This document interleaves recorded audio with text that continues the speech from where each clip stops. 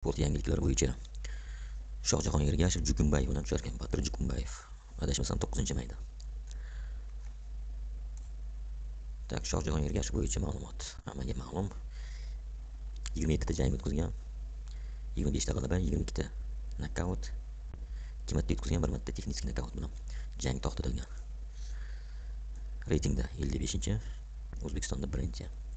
34 yoshda 63 kilo tushadi. Jukunbayev olib qaraydigan bo'lsak, Jukunbayev 27 ta jang, 24 ta g'alaba, 17 ta nokaut. Bitta mag'lubiyat. Ikkalasi bitta odamdan mag'lubiyatga uchragan. Mateyska, Jukunbayev ham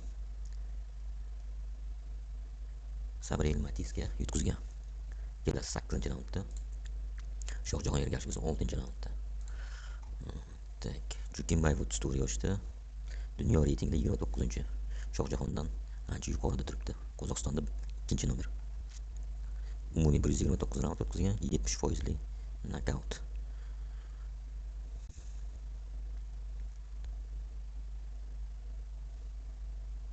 Asosan Kanadada o'tkazgan janglarini Amerikada, Qozog'istonda. Oxirgi jangi Qozog'istonda bo'lib o'tgan ekan.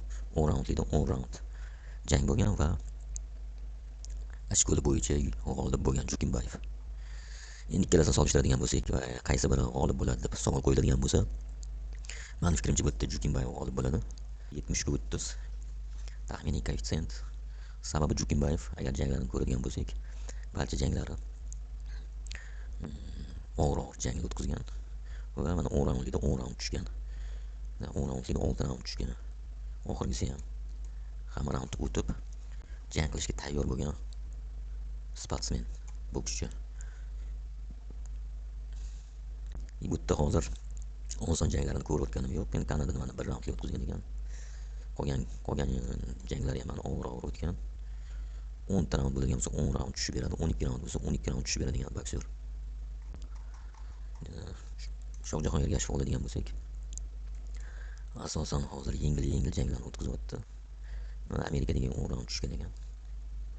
Bu ham 24-yil.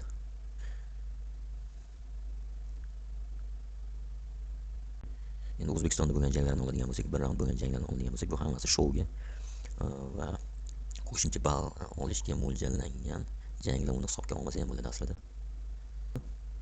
Jukunbayev jangga tayyor bo'lgan bokschi.